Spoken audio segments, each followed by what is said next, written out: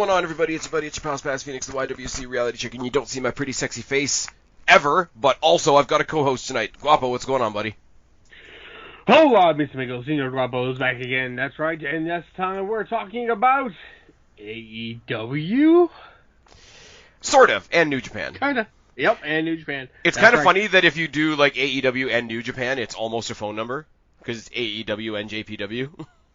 Yeah, almost there.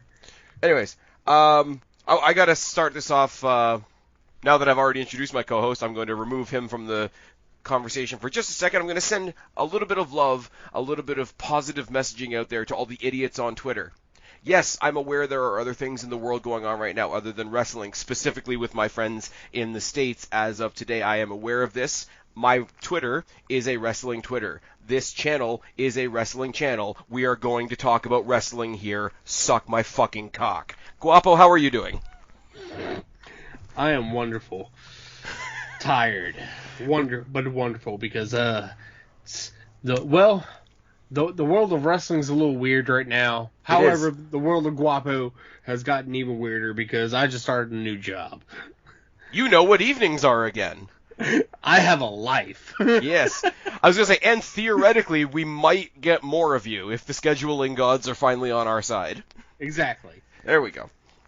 Might record before stupid o'clock in the morning now. Exactly. Now we can actually, like, hey, can you record this? Like, yes, I am available. Are you available? I'm available. All right. Hey, it's almost like we're adults. How fucking scary is that? Good. It's happening more and more and more, Guapo, in my real life, where I'm realizing that I'm the adult in the conversation. And do you know how fucking scary that is? Terrible, and I agree. Oh, man. But we do have a very interesting show to talk about with the whole AEW versus NJPW. We are going to get into that in just a second. But, Guapo, I have a list here that I'm going to read you in a second. The wrestling world as a whole is in a very strange place right now. Yes, it is. I'm going to read you. I'm just going to go through a bunch of bullet point headlines, right? And when the bullet point headlines are done, I want you to tell me how wrestling is doing. Okay? Is this a fun little game while we're both really tired? Sure. Adam Cole is injured. Randy Orton is injured. Rhea Ripley, that video that I showed you of her fucking herself up with her own kneecap, is injured. Bryan Danielson is injured. CM Punk is injured. Anna Jay is injured. Red Velvet is injured. Anthony Bowens is injured. Bobby Fish is injured. Kyle O'Reilly is injured. Paige is officially cutting ties with WWE and might go wrestle for Impact. Roman Reigns, who has both world titles in WWE, just officially signed on to be a part-timer. Vince McMahon got Me Too'd, because of course he did, and John Laurinaitis has had to step away from his job for similar reasons as well. Stephanie McMahon, who just stepped away from WWE to be with her family after Triple H basically had a heart attack, has now sort of, kind of, maybe, pseudo, almost taken over WWE. AEW, according to Tony Khan, is aiming directly for a live show in Toronto. Yes, I had to sneak that one in there. Jeff Hardy got arrested again. Brock Lesnar and John Cena are back in the WWE. Lesnar facing Roman Reigns at SummerSlam, and Cena apparently facing Austin Theory. And, hallelujah, Sasha Banks and Naomi have left WWE. So how's wrestling doing? There's a lot of people injured. There is a lot of people injured. And I'm sorry, I know a lot of them might be potentially worse, but after watching that Whiplash thing of Rhea Ripley, like, kneeing herself in the face, fuck me, man.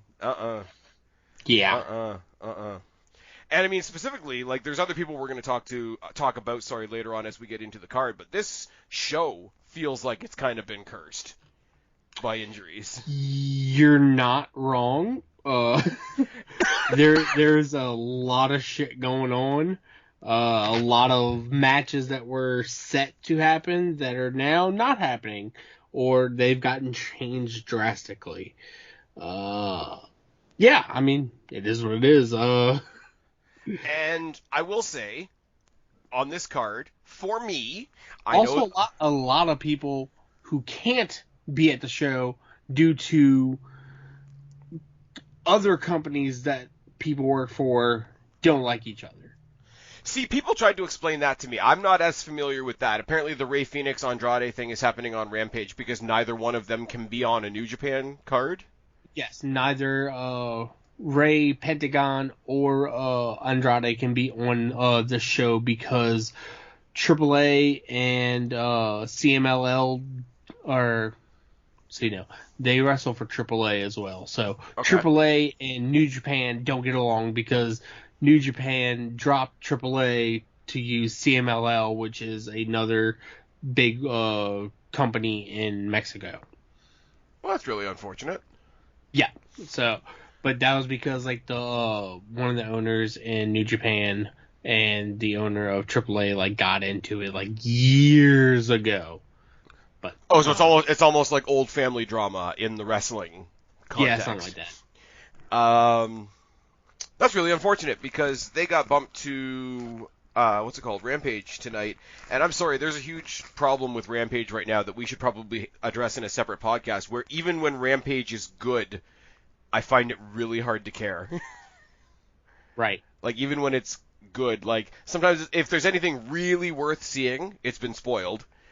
Right. And if not, it feels like, hey, we had a bunch of stuff that we wanted to put on Dynamite. This is the stuff that didn't quite make the cut. This is the stuff that didn't quite make the cut, but it's a little bit too good for YouTube. Yes. Speaking of YouTube, kind of, anybody listening to this Go Back One pod, for the first time in a hell of a long time, I'm actually attempting to do some Impact Wrestling reviews now that I can actually watch it on the night. Go give it a listen. Tell me what you think. Tell me if you guys care. If you don't care, I won't do it. Simple as that. But yeah, here's my thing with this card, and I want to get your thoughts on this because you know it sort of from both sides, and I very much only know it from the AEW side. This card as a whole looks good top to bottom. Yeah. There's nothing to me other than like, I wonder what they're going to do with that sticks out as like the one, holy fuck, that's going to be great. I can't wait for that specifically. Am I alone in that? The only match I just can't wait to see specifically is probably the New Japan Heavyweight Championship match. That's probably it. I would say maybe at a push, and that's because like one of the New Japan guys in that match is somebody that I actually know. Because to me, I'm sorry, this is an old joke at this point now, but to me, Jay White ain't a New Japan guy. To me, Jay White's an Impact guy. Right, but yeah, he's a New Japan guy. I know, I know that he is, but like the Impact branch of the Bullet Club, which is like him and Chris Bay and Ace Austin and the Good Brothers and Hikuleo. Right. That's a good little group of people right there. Yeah. I mean, the Bucks are in there somewhere. It's fine. I don't know. The other thing is, and yes, I make the joke all the time about, oh my God, look at this. It's going to be fun. It's a big pile of people match. There's a lot of big pile of people matches on this card, man. Exactly. And I'm going to be 100% honest. There are some people in this card from New Japan. I had no fucking clue who they are. Okay. Cool. Because there's some people on this card where I'm going to be like, who the fuck is this? I am nowhere near caught up or paying attention to New Japan, and I haven't been in the last year. Okay. So you don't get to fill in the gaps and complete the sequence code like Not completely. Now, there's definitely some people in here, like, I'll be honest. So, like, just for example, main event's going to end up being John Moxley versus Tanahashi. I know who Tanahashi is. You know Tanahashi. You know Kazuchika Okada. I know Okada. You probably know the ones that are teaming up with Sting and Darby Allin. I know. You tried to tell me who United Empire are. I think I've seen both of the ones that are teaming up with Sting and Darby. Okay. However, I know for sure who El Phantasmo and Hikuleo is. Hikuleo? Hikuleo, whatever. Yeah, they're from the Impact. They're from the Impact Bullet Club. I know that guy. Anyway, like I know pretty much everybody. I had no idea who the hell Chris Connors is for that 4-way match. But yeah, because we don't have in the injuries that I just rhymed off there, we don't have Tommy with the itchy knee. Right. I will say my shitty joke, and I'm going to say I know who Ichi was, but yeah, you know. What I was going to say, and I'm going to save this for when I sort of butt into the What Culture live stream on Sunday. I'm going to say anybody that has ever doubted the impact of Seth Rollins, take a look at the other companies we got here, right? New Japan's knockoff Seth Rollins is their champion right now, and AEW's knockoff Seth Rollins is one of the people that runs the place. Right. Anyways, carry up, carry on, carry over. We should get into this because we're both tired as fuck already. Max Caster and the Gun Club, being Billy, Austin, and Colton Gunn, taking on, holy Christ, I'm going to butcher these, Yuya Uemura, Alex Coughlin, the DDK, or DKC, the DKC, and Kevin Knight. Yeah, I'll be honest, 100% honest. I don't know any of them. Me neither. Apparently the DKC is wrestling on Rampage, which we're missing right now because we're recording this instead. I will take the opportunity, though, to say this whole idea that Billy Gunn likes the Acclaimed more than he likes his own kids is fucking hilarious. It's amazing, and I love it. I get good solace and good sleep knowing Billy Gunn, Scissor Hands, Caster and Bowens. Oh yeah, Bowens is also injured. Yes, who's been injured for a hot minute now. But scissor me, daddy. I sleep great at night knowing Bowens and a really old Billy Gunn. Yo, really old Billy Gunn is in better shape than me, so I can't talk shit. You and me both put together, brother. I do have a feeling right now, though, that like Gun Club and Max Caster, with Anthony Bowens on the shelf, are kind of being made to be like, Max Caster comes out and does his rap thing. It's fine. We had to shove him on Rampage last week just so that he could rap about Vince getting Me Too'd. It's fine. They are being set up as like, hey, here's Max Caster, this guy you like, with a bunch of losers. So I think if you want to look at, what do you want to call it? Like, I know it's not Survivor Series, but I'm going to make the joke more than once. If you want to take a look at, somebody else getting points on the board, think this is a point for New Japan. Yeah. Let them go in there, do their thing. No. I mean, I can see them giving it to AEW on this one. The only reason why is because Caster has kind of turned himself into one of the biggest baby faces on our roster right now because of the raps. Yeah. And the Gun Club has naturally become the likable heel group. Oh, no, they're definitely doing, like, the lovable losers thing. Yeah. But, like, they are, like, as a trio, or as a quad with Billy Gunn being in there as well. Yeah. They're, as a team, they're, like, the faction version of Dolph Ziggler. Like, they don't lose anything by losing. And if they have to give a win to New Japan, and it's on the kickoff, like, it's a disposable loss for AEW. And I'm sorry, like, I know it's an equal thing. Like, I know it's, basically, North America versus New Japan, even though half the people representing New Japan aren't Japanese. That's fine. Don't worry about it. It is happening on American soil. So I'm sorry, as I've been saying all week on Twitter, it's called Forbidden Door, but it's really AEW and friends. Yeah, kind of. Considering everybody on this card has been on Dynamite, been on Rampage, some of them have been on AEW pay-per-views. Like, it really is AEW and friends. Pretty much. Now, if they do it next year and it's from Japan, it'll be New Japan and friends. It is what it is. I'm going to say, tick this one off for New Japan. Tick one off for the Japan boys. Okay, so now we get into the first fun conversation of the evening. Zack Sabre Jr. taking on not Bryan Danielson. All right, everybody. I'm going to let Spaz talk, and then I will tell him why he's wrong. Well, here's the thing. I hope I'm wrong. Who do you think? I think it's going to be Cesaro. A Okay. lot of people are saying Johnny Gargano. I would like it to be Johnny Gargano. I think we had this conversation already. Yes, we did. I'm okay with either.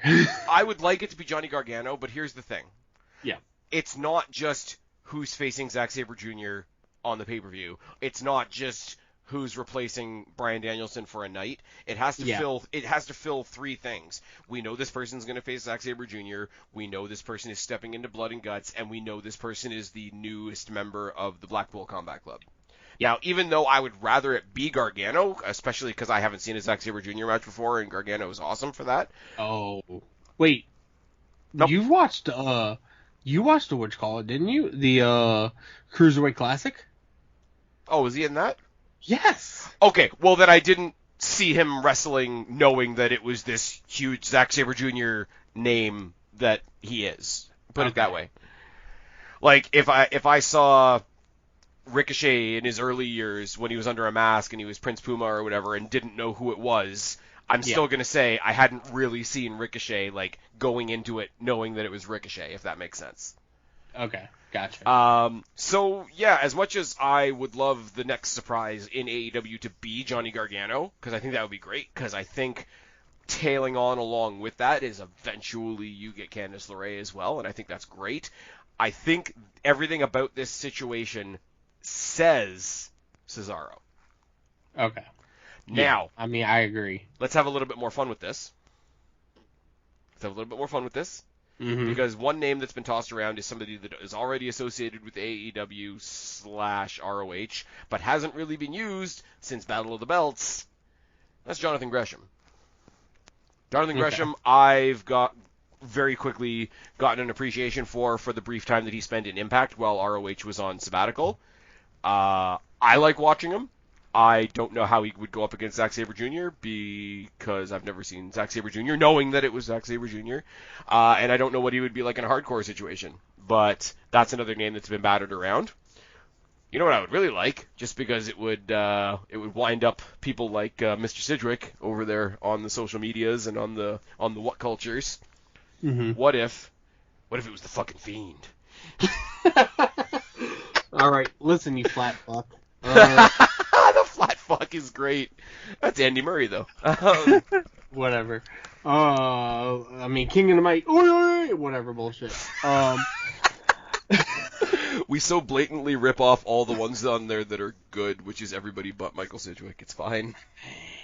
I mean, because he's stupid. Anyway, yeah, I mean, it has to be Cesaro. It's the most logical choice going forward. Yep. Well, that's why I said, like, I don't necessarily want, like, on a personal standpoint, I respect for Cesaro. Like, Cesaro's, like, technical wrestling to the nth degree, and I have nothing but respect for the guy. But just on a personal, like, haven't seen Gargano in a while, would really like to see Gargano. I would love it if it was Gargano, but I will acknowledge that it makes more sense to be Cesaro, and it feels like it's Cesaro. Yeah. And here's the thing. Because I'm a very giving person, I'll give you one more option. And okay. it's not even somebody I'm particularly fond of. Because I don't really understand his pedestal. But wrestlers lie for a living. Truth. And I just went through a whole list of injuries here. There's one person that I left off the list, and this is my gift. This is my olive branch, my act of kindness to the AEW fan base. Here's one more suggestion for you. What if it's the return of Kenny Omega? No. Okay. I try to do something nice and you shit on it. Fine. I shit on it because Kenny Omega's not coming back to be second fiddle to Bryan Danielson, as well as he ain't coming back for anything less than going straight into the main event. I mean, he's a good little grappler. He can have a good little grap there. All right. And okay, I'm saying grap sarcastically. If you're one of those people out there these days in the year of our Lord 2022, and you are one of these people that refers to pay-per-views as papes, go eat yourself. Spaz. I know. If you say on the pape, I'm gonna reach through the microphone and smack you. No, not saying the Pape. However, I will say I know your head got a little fried in the sun this past weekend at Destiny's show. Yes, I did. Check it off your Spaz Phoenix bucket Yes, list. I did.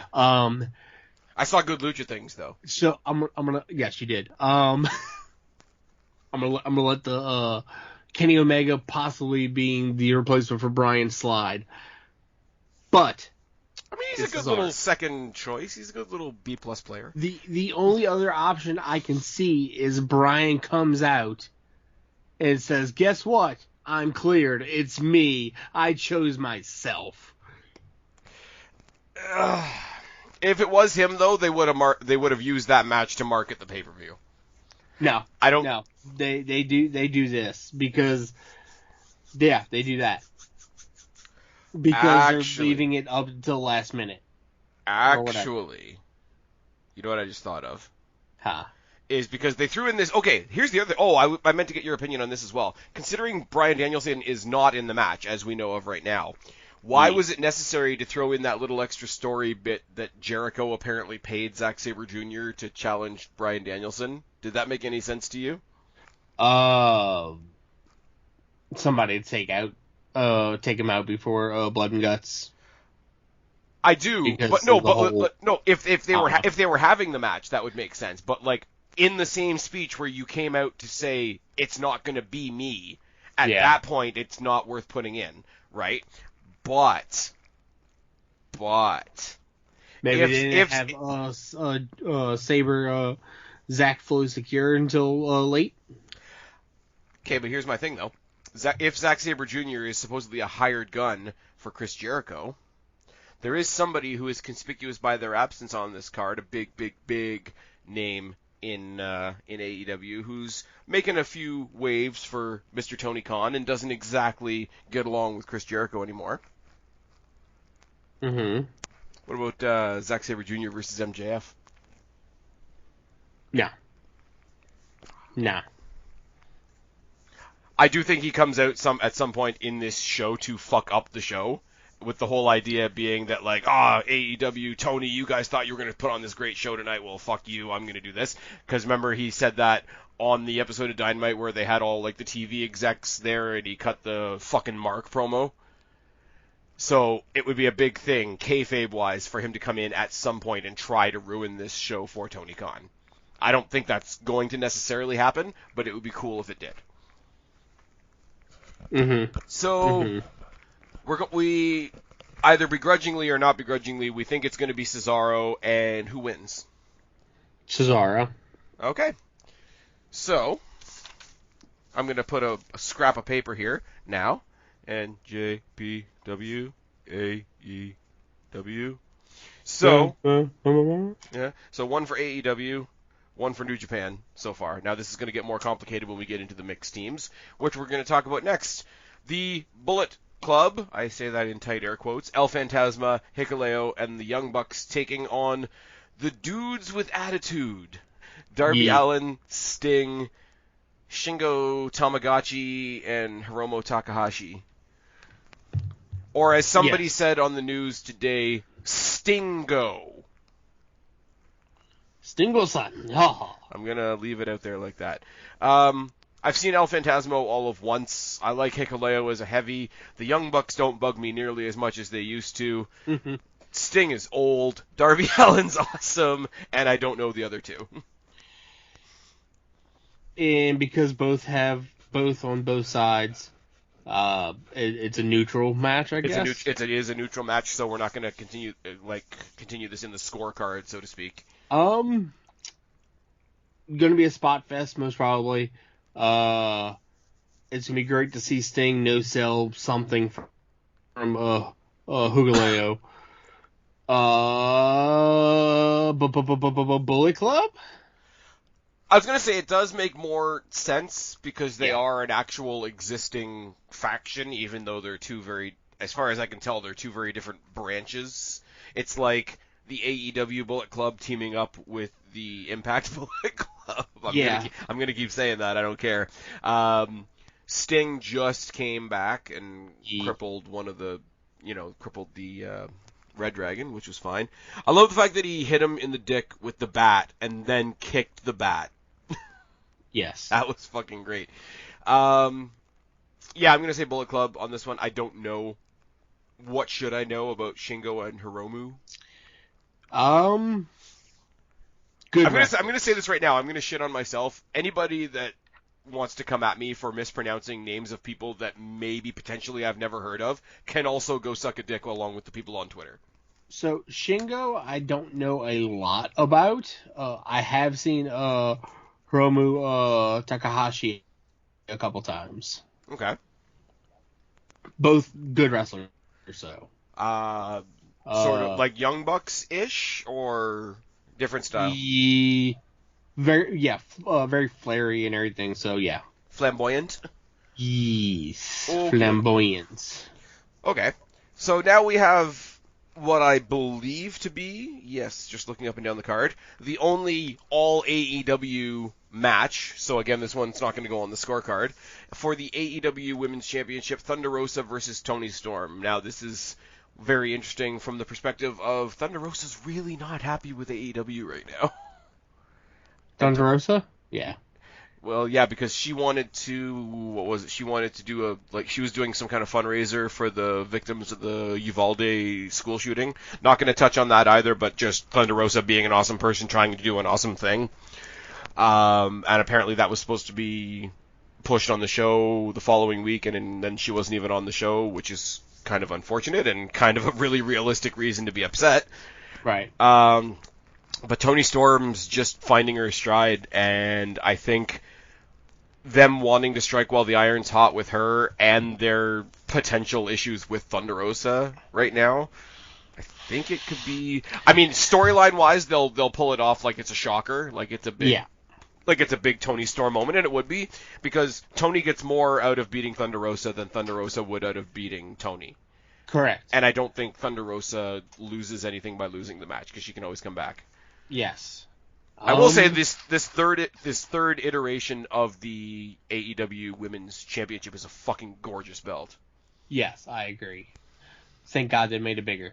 Well, yeah. Also, so I'm going to be 100% honest. I love Thunder Rosa, but her reign has been extremely underwhelming. Well, they haven't featured her. Yeah. Like she's one of those stars that all you have to do is give her some time and let her have a match. Yeah. But like when it's just the fact that she's not there, or you're doing True. like, yes, there's some other stories, and yes, unfortunately Jade Cargill still has the other belt. Hopefully Athena's going to take it from her soon. And I know that's a belt that also needs to be featured. Isn't featured on this card, by the way. Mm-hmm. But like it wasn't that what she's done has been underwhelming. It's just that the fact that she hasn't had a chance to really do anything, which is really, really, really unfortunate. Because you hyped up Thunder Rosa to me before I even knew who she was, and you weren't lying. Yeah, she's good. Yeah, and I mean Toni Storm has that other side of the coin where like she was always good, and then she was trying to survive in the WWE system, which is Toni Storm's good for other reasons. You subscribed, didn't you? I did not. Yeah, lies. Because the internet's a thing. Don't worry, I don't think Mrs. Guapo listens to the podcast. Not this far in. That's what she said. Ew. Ew. I'm sorry, like, I also just, like, as much as Thunder Rosa is awesome, I just like Toni Storm. Like, oh, absolutely. Toni Storm's a great wrestler. It doesn't always come down. It doesn't always come down to this, but like she does come off as like one of those people that would just be cool to go have a drink with. Yeah. And sometimes I'm gonna get this phrasing right, I swear. Sometimes something being nice is better than something being good, even though this will also be good. That's all I got. So I'm saying Toni. Are you saying Toni? I am saying Toni. Shock the system. Oh my. Wait, wrong person. I was gonna say not even that person's wife. Nah. Oh, that's another one. Like I mentioned MJF before, but I know this isn't strictly an AEW show, but it's weird to have an AEW related show at all that doesn't have MJF or Britt Baker on it. Yeah, Britt's not on it, huh? No, she's Did not. not Well, I even, mean, honestly, I didn't realize it. unless she comes out with the fuck's her husband's name? Adam Cole. It's tired. Baby! It's tired in here. It's very, very tired. Oh, and she's yelling at Kane today on Twitter. Yep, not talking about it. No, we're not. But her insult to him was like, "Oh, you're really dumb. This is why you didn't make it as a dentist." So Britt Baker thinks wrestling is real. Hashtag just in case you didn't know. Really interesting. Moving swiftly on. The three-way winner-takes-all tag team match for the ROH and IWGP Tag Team Championships. I Now, am fully about it. we know FTR is winning, but let's just talk about this for a second, right? I mean, are they? It's a triple threat match for 2 titles. So you've got the team that comes in with 2 titles, the team that comes in with 1 title, and Roppongi Vice coming along for the ride. We've also got FTR, who are defending one of their titles and not defending their other title, which is interesting. And you've got the United Empire, who I personally don't know. Yeah. So, I mean, FTR called their shot like more than a month ago, saying that they were going to be the next ones to do the belt collector gimmick. I really like FTR. I wouldn't have predicted this, so this is my personal, like, hats off to AEW for letting them go in this direction. I really like FTR as babyfaces.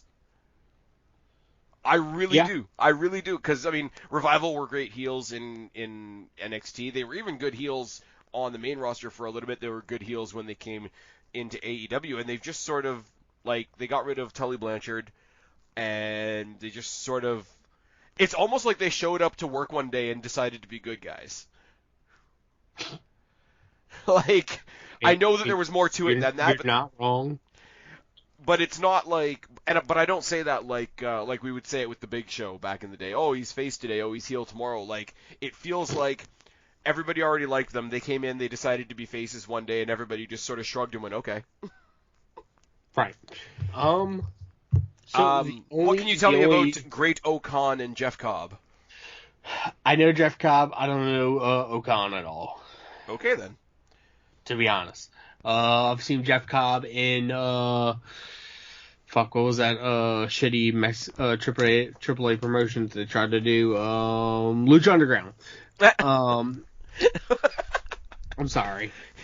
After season 1, it went weird. I'm sorry, it's just really funny hearing you shit on Lucha things. I know, and I love Lucha Underground. After season 1 was kind of crap, to be honest. That's like me saying I like House of Cards except for the last season. Let me rephrase this. The wrestling was great. Storytelling was all over the fucking place. Yeah, because didn't they try to make it like a show? I never watched it. I never watched it. Okay, so season 1 is easily digestible. Okay. Season 2 and 3, I think they actually... No. Yes, they did season 3.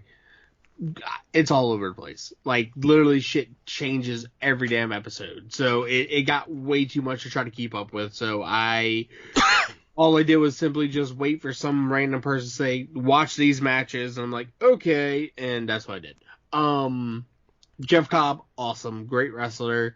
I don't know how Amazon Prime works for you up there in the Great White North. But there's also this random wrestling thing. Shit, what the fuck is it called? I know it's going to bother me. But Jeff Cobb was in that. It was like another weird like show thing. Dojo Pro. I think that's what the name of it. I think I've got enough wrestling to watch right now. No, this is... Yeah, Dojo Pro Wrestling. It was only 1 season. Okay. Oh, and it's not available to watch for free any longer for some reason. Okay. The Prime that I watch is somebody else's account, so it's gonna entirely depend on what they're subscribed to and not subscribed to. Well, it was free on Amazon Prime. Why it's not anymore, I don't know, but it was. But with that being said, it was like decent, like easily digestible, like matches. Each episode was 1 match. Very cool. All right. Yeah, it was easy. It was like a tournament setup type thing. Jeff Cobb won, Spoiler alert. It's been out since 2017. Sorry, not sorry. Anyway, Jeff Cobb, awesome, great wrestler. Haven't seen him in New Japan, any of that stuff, because that's more recent. So yeah, there's that. Great O'Khan, no idea who he is. Apparently his tag team partner. Yeah, Jeff Cobb's tag team partner, but hell, who the hell he beat? Oh no. Oh no. Isn't he the one that also gets made fun of a lot for thinking the earth is flat? Probably. Wait, which one? O'Khan or Jeff? Jeff Cobb. What was the earth doing before? Probably a flat fuck. No, not the flat fuck. That was a really, really niche Simon Miller reference. Right. Let's just carry on. In all honesty, for this match, no matter what, this match will be fucking just good and fun to watch. The underdog for this match that I can possibly see them doing is Roppongi Vice. I think Roppongi Vice are there to eat the pin because IWGP and... The only reason why I say that is Rocky's on his, this is his final run. Okay. I can see New Japan giving him that title one last time. Because he is a former IWGP, I think, junior tag team champion. Oh, those belts that look like wristwatches. Yes. So I can see them giving it to Rocky and Trent to essentially give Rocky his flowers, you know? I can see that, but not in the same way of they've called FTR and they've positioned them in such a way that they've said they're going to be the belt collectors and they've already got two. You know what I mean? Oh, I don't have anything against Roppongi Vice. It's just the way this is set up. It's okay, you've got two different champions coming in. It's champion versus champion, but you don't want to pin either of your champions, so you throw in a third team. That's sort of what it feels like. I know the story is that they both want to get at United Empire because they interrupted the match that they were trying to have. So storyline-wise, they have a reason to be there, but structure-wise, I think they're there to eat the pin. Yeah, I can agree with your judgment and assumption. Okay, but you're going with Roppongi Vice? I'm gonna say Roppongi. Just fuck it. Why not? So either way, we're still picking AEW over the New Japan guys. So right now... No. No? Because technically Roppongi Vice is a New Japan staple. But where do they work right now? Stable. I mean, technically... Logistics, motherfucker. So right now we've got 2 for AEW, 1 for New Japan in the ones that are easy to parse out. Where I think they even it out, though, spoiler alert, is Will Ospreay versus Orange Cassidy. Will Ospreay looks Yeah. Will Ospreay looks like one of the Paul brothers had sex with Ric Flair and they had a baby. Woo. Oh, God. Ric Flair's having his last match at Starrcast. Oh, God. I just don't want it. No. Anyway, Ospreay. I mean, no, this is gonna be a spot fest like no other, though. See, here's the thing, though, right? And once again, have you seen? Okay, I know you don't watch New Japan. Really, I've seen what he's done on Dynamite and whatever. And have you seen Ospreay before? No, I have not seen the world famous Ricochet versus Will Ospreay match. I know I need to at some point. Have you seen the clips? No. Okay, I'm gonna send you a clip. Okay, you're gonna do this right now? We're doing this right now? Later. No, because I had to find it. There we go. See, here's my thing, right? Here's my thing really quick, right? Yeah. My problem, entering into this match, it's going to be a great match. I have no qualms about that whatsoever, right? The Orange Cassidy character depends so much on, and I don't mean depends in a bad way, he knows exactly what he's doing, but the way you receive the Orange Cassidy character depends so much on how the other person in the ring reacts to it, and with Will Ospreay being the one that I don't personally know, and this is only for me, this is not for everybody else out there before you freak out and get on your keyboards. For me, with Will Ospreay being the one that I'm not familiar with, his reaction doesn't mean as much, which is going to have a knock-on effect on Orange Cassidy. Does that make sense? Yeah. Now, when we get past the, Orange Cassidy, the Sloth with the, impactful, not impactful kicks and whatever, and he actually kicks it into gear, match is going to be fantastic. Will Ospreay's going to win. Yes. That's all I got. So, according to us, New Japan and AEW are tied at 2, and we've been through 6 matches. So, yeah. And this is not one that's going to get on the scorecard because it's mixed teams. Latrace Sex Gods and Minoru Suzuki. Okay. Taking on Eddie Kingston, Wheeler Yuta, and Shuta Umanu. Okay, let's be real. This is La Sex Gods plus Murder Grandpa versus somebody who probably murdered somebody. Yuta. Eddie Kingston can fuck off. And I'm sorry. Shota. I don't know anything about Shota Umanu. In the entire Jericho Appreciation Society, the entire Blackpool Combat Club's awesome. We know this already. I really like Wheeler Yuta. Oh, I love I Yuta. really do. Yuta's awesome. I've seen enough Wheeler Yuta to want to see more Wheeler Yuta, if that makes sense. I'm going to say it once again. Eddie Kingston can fuck off. Over dramatic animated Barbie doll fucking bobblehead fuck. Tell me how you really feel. Dude, okay. I'm going to say this, and yes, I'm repeating myself. The Spaz Phoenix fans will forgive me. How recently is it that I was sitting here on a podcast with you saying Eddie Kingston, John Moxley should be tag team champions? Yeah. How very recently. How recent is that? And he's gone from the last pod that we did. I mean, not the last pod we did because I was already making fun of him at that point. But recently enough, right? Right. How has he gone from that to this cartoon drawing of a gangster who's going to put a hit on you, except he's not because it's wrestling? Yes. Jesus Christ. And he's at that point now where the more he tries to be intense, the funnier it is. Yes. It really is. And I'm sorry, most of it is aimed at Chris Jericho, who's just better. Chris Jericho, I'm sorry, is more impactful as the sniveling, sarcastic heel in the situation than Eddie Kingston is. I mean, you're not wrong. And plus, Sammy came home. Yeah. Sammy boy came home. Sammy brought his girlfriend home to meet the family. It was a beautiful thing.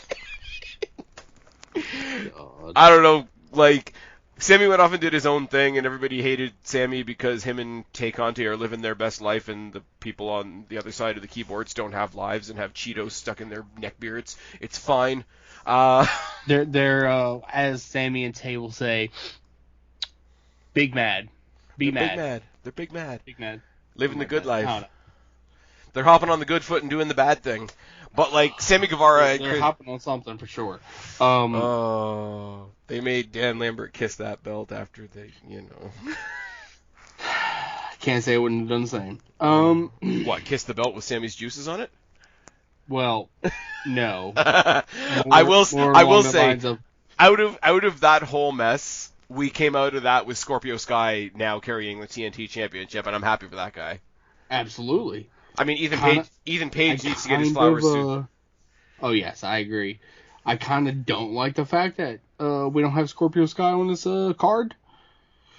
Yeah, I do like in general, I don't like the fact that there's a new TNT title every 5 minutes. That's getting a bit tiring. I love this title though. But I will say, yeah, the version that Scorpio Sky revealed is pretty fucking nice.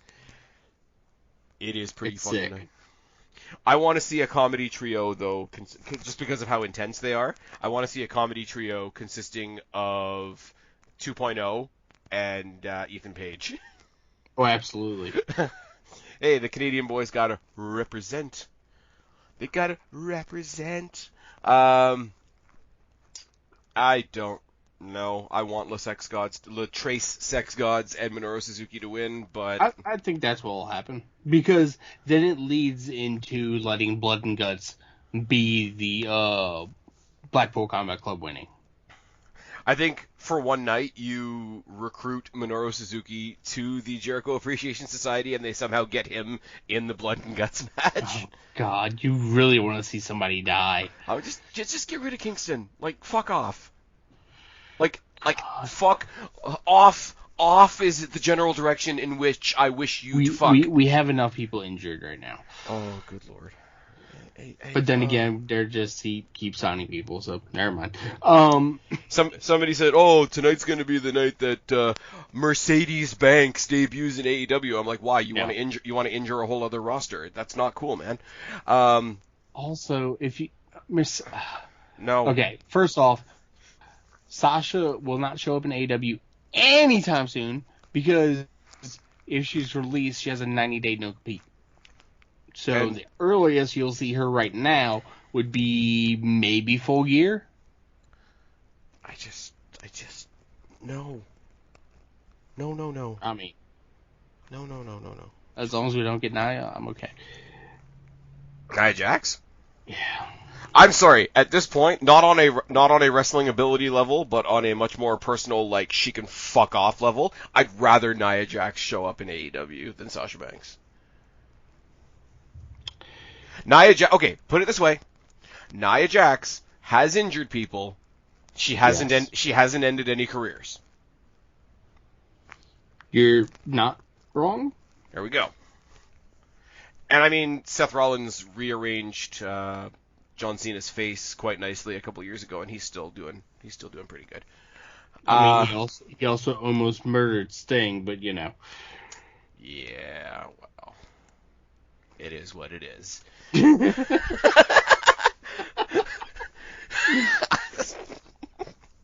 It is what it is.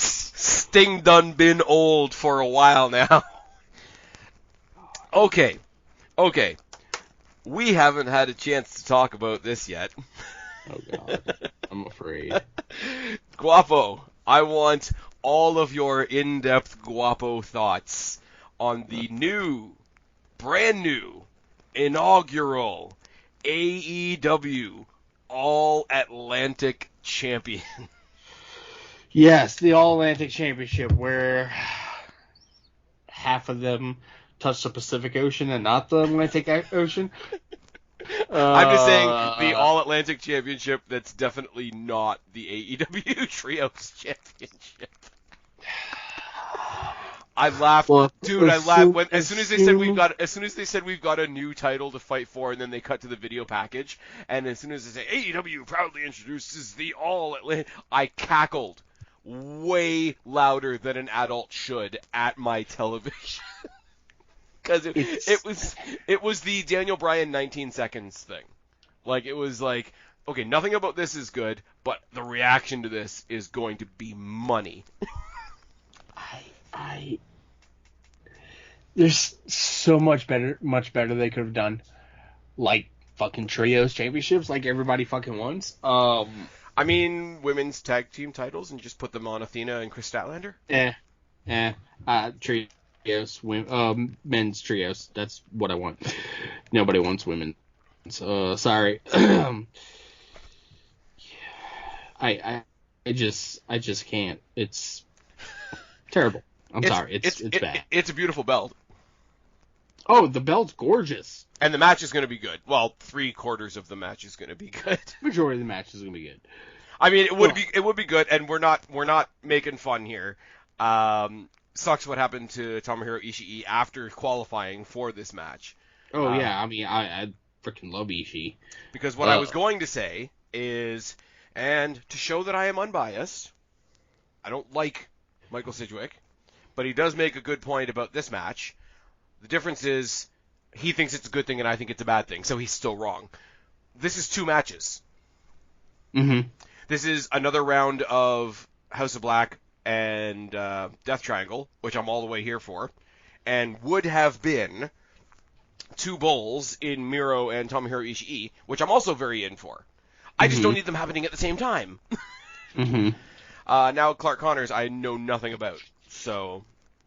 Yeah, I got nothing either. So as far as I'm concerned, this is a triple threat match with some other dude in the way. Yeah, pretty much. So first and foremost, somebody from AEW is taking that title, right? Yes. All right. So that's that done and out of the way. And I could tell you who.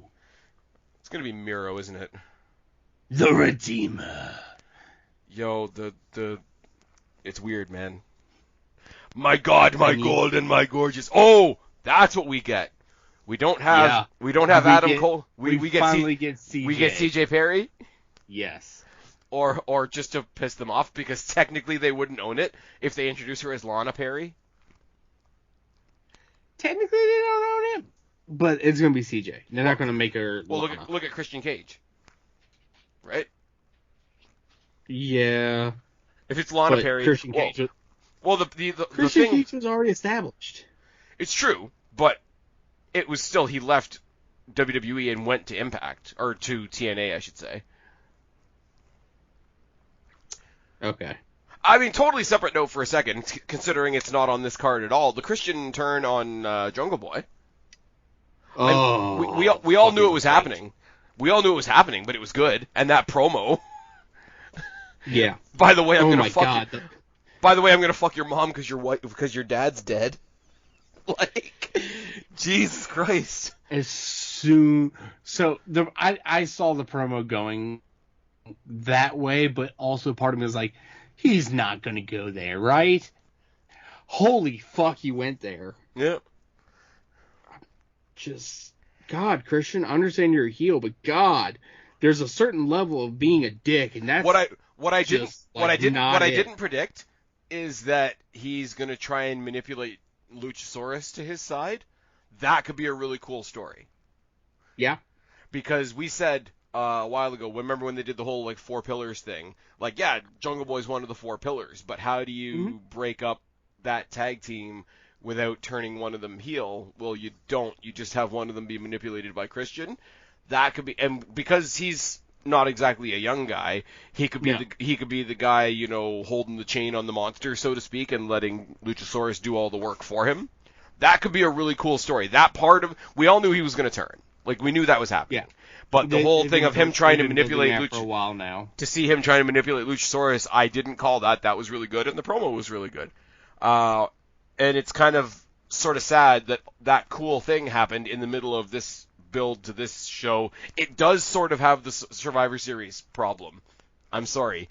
Like, where, you know, you have a feud with the guy over on Raw, but you've also got to, like, come back after Survivor Series and defend your title against so-and-so.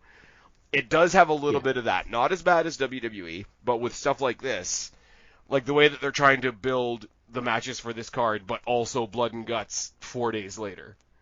Right. It's a little bit of that messy, muddy. This is part of the reason I didn't even review Dynamite this week, because it was just soup. It was poo soup. Anyways, getting back to the business at hand. Good soup. You say Miro. Yep. Don't think it's going to be Pac, but you know what though, man? Just because I like the spooky bollocks, as they say, I wouldn't mind it being Who says spooky bollocks? The spooky bollocks. Only because it'll wind up Sidgwick. It's fine. I wouldn't mind it being Malachi Black, man. I wouldn't mind the House of Black picking up that title and then maybe picking up one of the tag titles somewhere along the way. Like, imagine they pick up that and then they go not directly for the AEW, but maybe they go after Pac and Buddy Murphy go after FTR after their belt collector phase is over, and maybe grab the ROH titles. And then they can say, look, you know, technically ROH, AEW, like, we're dominating 2 companies, even though it's not real. Yeah. You know what I mean? That sort of artificial, like, we're spreading out type of thing. I wouldn't mind it being Malachi Black, man. Fucking, what's his name? What's his name as well? Honestly, I'm okay with any of them. Pac in the backstage promo calling Malachi Black a gangly creep. Yeah. You daft gangly creep. Shouldn't do accents. It's fine.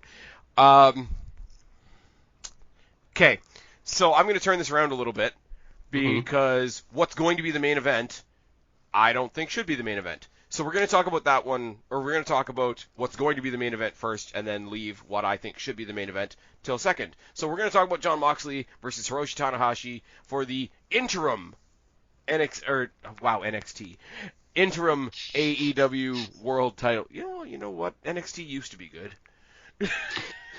Fuck me. I mean, it could become great again pretty soon. NXT just makes me sad. Yeah, there was a black and gold version of the new NXT logo that floated around for a minute, and I got happy, and then I found out it was fake, and I got very sad. Yeah, it'll do that. Okay, see, here's my problem, right? Punk came out when he was the champion, before he got injured, unfortunately, and said, who wants to challenge me? Basically, he said, who wants to challenge me at the show, right? Hiroshi Tanahashi stepped up, the match was made on the spot, right? Which means Hiroshi Tanahashi got a shot at the actual title. Yes. Just by walking up.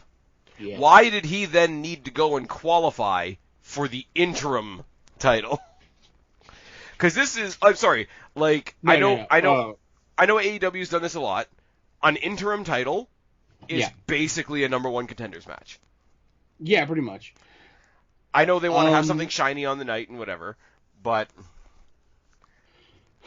So, my understanding is, first, it's stupid. First, it's stupid. Okay.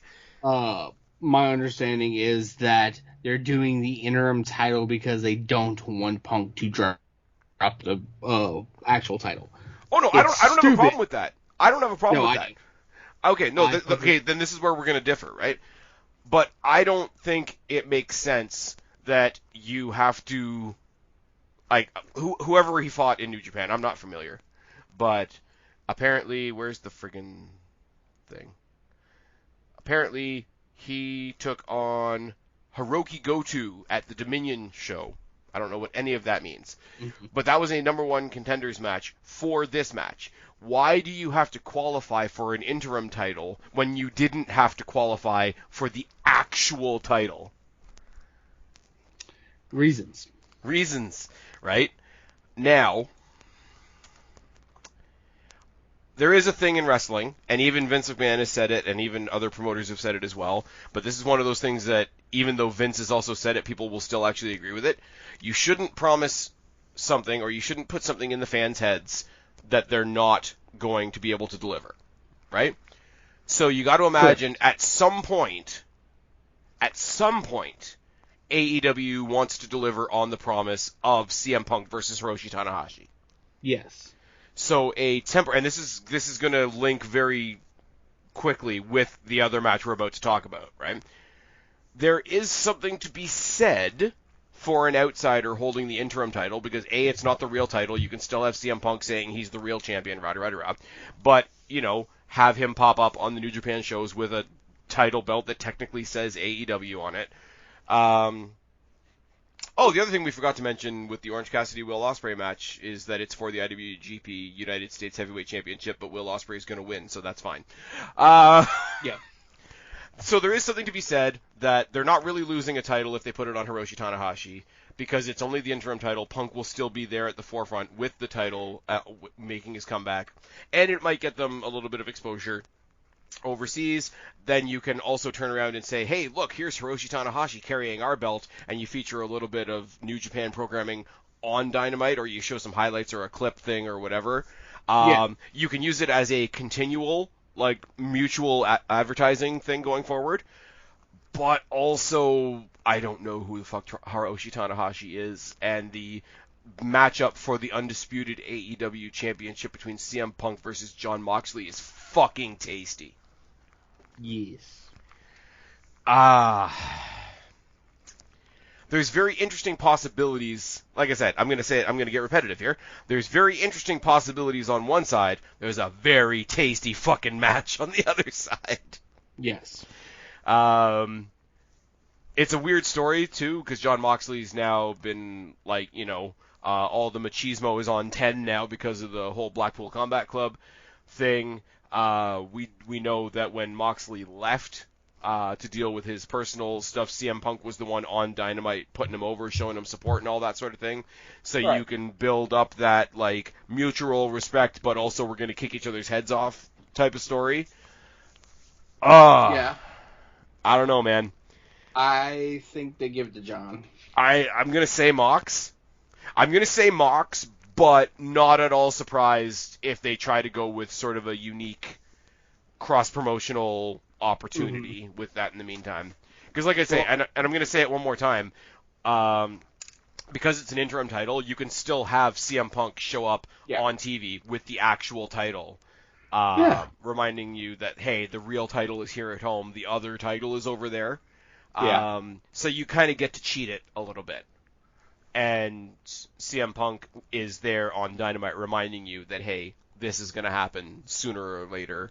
And, get a lot of sarcasm. You get Punk on commentary, hyping up when he might be back and all that kind of thing. Yeah. So here's something that I thought I would never say now, because we've both agreed Jon Moxley's winning this.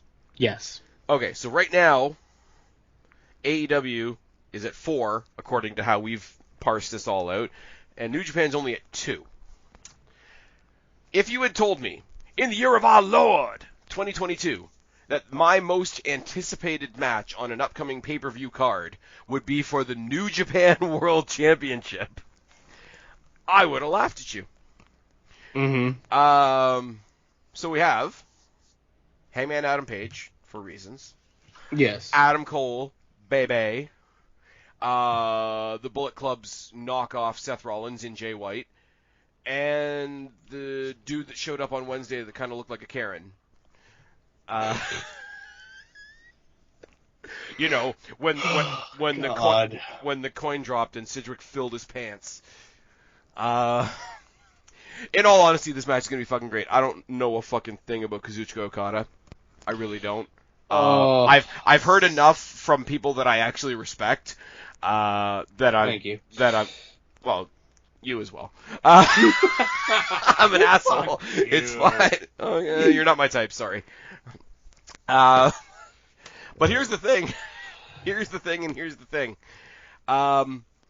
There's an AEW guy that I don't give a shit about, and a New Japan guy that I don't give a shit about, and a New Japan guy that I really like, and an AEW guy that I really like. So how's that for a dynamic? I want it. Jay White wins it. Jay White retains. Yeah. I want the shitstorm that will happen if Adam Cole goes home with that title, with the Cody Rhodes' neck tattoo championship. Wait, if who goes home with it? Adam Cole? Adam Cole, baby. No, the shitstorm will be if Hangman goes home with it. Yeah, but people for some reason like Adam Page. And his noodle he calls stomach. Not even that, man. I'm not even doing that because way too many people are going after Adam Cole, and I'm like, dude, he's in better shape than you. So he's in better shape. He is. He's in better shape than me. He's in better shape than anybody on Twitter. Like, I'm sorry, you want I'm an asshole. Guapo sort of joins in being an asshole with me sometimes. You want somebody that spews absolute positivity, I'm always going to say go over to Simon Miller. Simon Miller did an awesome positive video about the whole Adam Cole situation and all the crap that he's getting on Twitter and all that kind of thing right now. Just don't be dicks. It's not that fucking hard. Yeah. Oh, fuck me. I'm in the You knew at the beginning of this podcast it was going to be an opinionated one, right? No, not even a little bit. Oh man. But no, Adam Cole, Jay White. There's this Bullet Club-ish, we're friends. Adam Cole thought he was going to be in the match automatically because they're friends. Friends make the best enemies type thing. Yeah. And I'm sorry. I thought this was cool at the beginning, right? I think I put it over as a positive, but I'm starting to get sick of it now. Adam Cole, going back to the days when NXT was good, Cole was sort of introduced as a main eventer in NXT. He was introduced as the head of the faction that became the centerpiece of NXT, basically from day one, from the day that they all ran in on that one takeover, right? So yeah. I had never seen Adam Cole not the main event, not the figurehead, not the champion, not the one in the championship match, etc., right? Mm-hmm. So it's been kind of cool for me, personally, because I didn't see him in ROH, I didn't see him in the Bullet Club, I didn't see any of that, right? So it's been kind of cool for me to see an Adam Cole that sort of exists in a mid-card, right? Mm-hmm. but they need to do something with him, and I'm really worried that they think, we threw him the Owen, he'll be fine.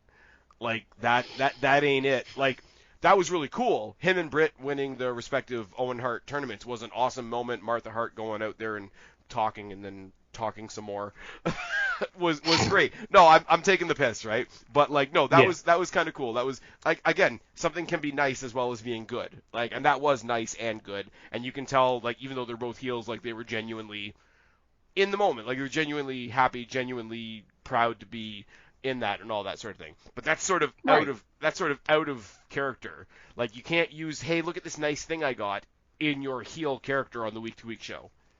So they do have to give Adam Cole something.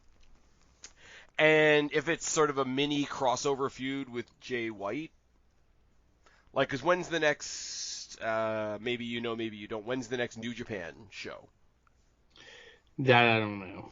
Okay, because we know that All Out isn't for a while. Right. Not All Out. Is it All Out? Yeah. Yes, next show would be All Out. Okay, we know that's not for a while. But, like, if Adam Cole got the win here, especially if Hiroshi Tanahashi walks away with the interim AEW title,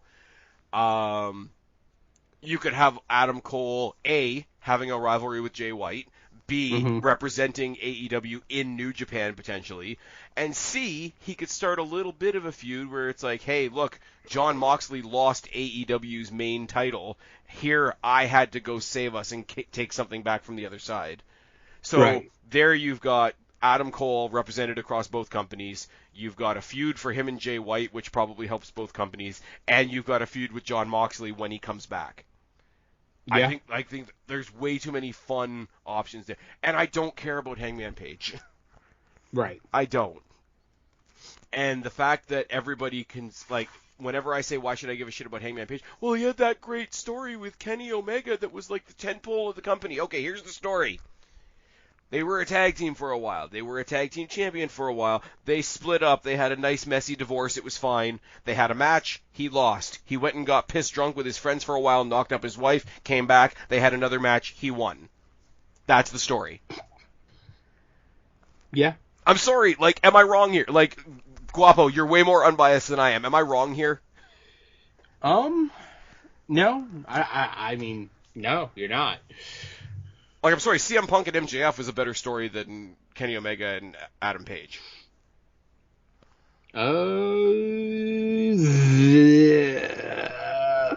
You're not wrong. No, it was a better storyline. It was, and they got to the point faster. Yeah, as well. It wasn't drawn out as much. Yeah. Now I know. No, don't get me wrong. I understand that there are reasons. Yeah, that it got drawn out. Like, he had to go and be with his wife, who legitimately went and had a kid. Hey, they know what causes that now. But even when it came back, even when it was over, it felt like it was still going. That was the other problem. Yes. And then just and then the other half of that is like, oh, well, he was doing stuff with the Dark Order, and you can't disrespect the Dark Order because that's disrespecting, Brody Lee. And I'm like, no, it's not. It's me criticizing a show, and by the way, go suck a dick. Right. You're saying Jay White retains. I'm saying Yeah. I really want Adam Cole to win this just because there's way too many fun options there. So I'm going to go half. You're going to go half. Yep. So, at the end of this, based on our predictions, AEW beats New Japan 4.5 to 2.5. Yes. Because everything else is messy, mixed teams and such and so forth. Yeah, wrestling's in a weird place right now, Guapo. So, yes, glad we've got this, because we need to, at some point, do a more general, like, the state of AEW, and maybe give them a week or two to get back on. I think it would be closer calling it the state of wrestling. It would, but I mean specifically this, because it's been mushed together to make this card happen. So let them recover from this and get their stuff back on track. I would like to do one specifically for this. And I mean, WWE's just... Yeah. On a side note, a few weeks ago, whenever WWE was over here in Baton Rouge, close to my home. Oh, that's right, you went to SmackDown. Yeah, I went to SmackDown. I brought my 8-year-old nephew. He had a great time. That's awesome, man. Yeah. Was it an actual good show, or were you just happy for him to have a good time? I drank beer. Okay, more or less fun than when you went to the Impact pay-per-view and I put like really pixelated screenshots of you on Twitter. I'm gonna be 100% honest. I've never been to a show more fun than that Impact show. But completely different. I was with the boys. I was pissed drunk, and there was a drunk guapo on camera majority of the night. There's already another Impact pay-per-view next Friday. Yeah. On Canada Day. On Canada Day, oh god. Hey, you know what though? Coming out of Slammiversary, we got decent champions. Right? Social media champion is Rich Swann. Okay. Tag team champions are the Good Brothers. Nice. Women's tag team champions are Rosemary and Taya Valkyrie. Nice. Women's champion is Jordan fucking Grace. Damn right. X Division is my boy Speedball Mike Bailey. Good. And the reigning, defending Impact and Destiny, check it out for your Spaz Phoenix bucket list, champion is our boy, the walking weapon, Josh Alexander. He's defending against Joe Doring on Friday, which is going to be weird. I really hope Impact comes back to New Orleans, because that was amazing. I really hope Impact starts getting bigger audiences, because I think it genuinely deserves it. Next Friday, we're getting Moose and Sami Callihan one more time in a Clockwork Orange House of Fun match. Right. About that. Okay. That's weird, but okay. Apparently, it was designed by Raven. My last note about the SmackDown with my nephew. So myself, Mrs. Guapo, and Papa Guapo went, bringing the little squirt with us. He had a blast. My dad had a good time because, I mean, he's a wrestling fan of old. He's the one that got me into wrestling. Showed me old VHSs of Mid-South and all that fun stuff. Anyway, Mrs. Guapo had a side note for me while watching the show. She leaned over and said, "Wow, this is really slow." Yeah, you told me that. Yeah, you're not wrong. This is why she's like, yeah, like their matches feel like they're like either going really fast or going really slow. I don't get it. And like, yeah, because they're like, you could tell when they're on commercial. Like, it's terrible. Because they don't do picture in picture. Yep. With the good old side headlock. Old faithful. It's terrible when my wife, who doesn't pay attention that hard, notices the main difference. Because hey, my big question for you is, do you have your passport ready? Oh, I need to. I mean, AEW is coming to Canada, specifically for Toronto. Right? Tony Khan keeps saying. There's an interview with Tony Khan in the Toronto Star. You know, it's funny you asked me if I have my passport ready, because with my new job, I had to get all of my paperwork and stuff like that together. So I can, get paid and actually get signed up for my job and all that stuff. One of my things I had to grab. I went over to my parents' place, because I'm a 29-year-old man and my mom still had all my shit. So, hey Ma, I need my stuff. So I keep forgetting you're a youngin'. Right, child. Anyway, grabbed my stuff from her. She was like, "Here, take it, bring it to your house. I don't want it anymore." I'm like, "Oh, cool, thanks for the love." Anyway, one of which was my passport. That is extremely expired and has a picture of a nice 10-year-old little guapo ready to go visit his family and down in Nicaragua. It was quite fun. Nice. Right. I don't know. I just think it's cool that Tony Khan told the Toronto Star that Toronto is one of the first places he wants to go outside of the United States. And the same week, Toronto Star also interviewed my boy Hardcore Channing Decker about Greektown Wrestling in the show I'm going to tomorrow night, where I'm probably going to meet Bret Hart. And I'm definitely seeing Aiden Prince versus Josh Alexander and Eric Young versus Channing Decker. Nice. Which is very, very nice. Also going to see Lady Frost versus Taylor Wilde. Solid. And there's a guy named Crazy Monkey that's going to face a guy that's dressed up like Jason Voorhees. But we don't need to talk about that. It'll Crazy be Monkey. fun. I know him. He's friends with Ethan Page. Oh, good. Yeah. Anyway. Still better than Adam Page. I would say tell the people where to find you, Spaz, but they wouldn't be here if they didn't know. But I'll tell them where to find me. You can find me at Guapo_504. This is Guapo saying he's tired and wants to go to bed. All right, and you guys, in fact, do know where to find me, or you wouldn't be here. Thank you, Guapo. I've been Spaz, your YWC Reality Check. Subscribe up there, talk down there, start a conversation, keep all these conversations going. Don't be a stranger. I will talk to each and every last one of you later, but for right now, me and this guy are tagging out. Bye, guys. Adios,